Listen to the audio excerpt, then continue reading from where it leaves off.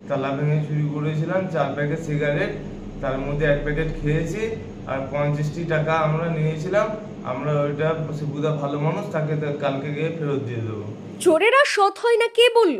চোরেরা যে সৎ হতে পারে তার প্রমাণ এবার মিলল বীরভূমে। অন্ততপক্ষে 2 চোরের স্বীকারোক্তি সেটাই প্রমাণ করে। শুক্রবার রাতে বীরভূমের বোলপুরের 18 নম্বর ওয়ার্ডের কাশিমবাজার এলাকায় একটি দোকানে চুরির ঘটনা ঘটে। অবশ্য পরে সেই 2 চোর ধরা পড়ে যায়। আর ধরা পড়ে যাওয়ার পরেই তাদের বিস্ফোরক স্বীকারোক্তি এবং সেই স্বীকারোক্তিতেই তাদের সততা প্রমাণিত হয়। 2 চোর ধরা পড়ার পর তারা ক্যামেরার সামনে স্বীকার করে নেন তারা ওই দোকান থেকে চুরি করেছিলেন। তাদের চুরি করার সামগ্রীর মধ্যে রয়েছে 4 প্যাকেট সিগারেট এবং 50 টাকা। আর যখন তারা স্বীকার করেন তখন স্পষ্টভাবেই জানিয়ে দেন 4 প্যাকেট সিগারেটের মধ্যে 1 প্যাকেটটা খেয়ে ফেলেছেন, বাকি যে 3 প্যাকেট রয়েছে সেই 3 প্যাকেট তারা দোকানদারকে ফেরত দিয়ে দেবেন।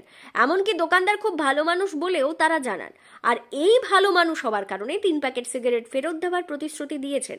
চোরের এমন স্বীকারোক্তির প্রমাণ করে তারা দুজন চোর হলেও নিপাট ভদ্র চোর। দুর্গাতলায় শিবুদার দোকানে আর 4 প্যাকেট সিগারেট নিয়েছিলাম আর 50 টাকা নিয়েছিলাম। শিবু মানুষ যেহেতু খুব ভালো মানুষ, ওকে আমরা গিয়ে ফেরত দিয়ে দেবো। আর 1 প্যাকেট খেয়ে নিয়েছি 4 প্যাকেটের মধ্যে।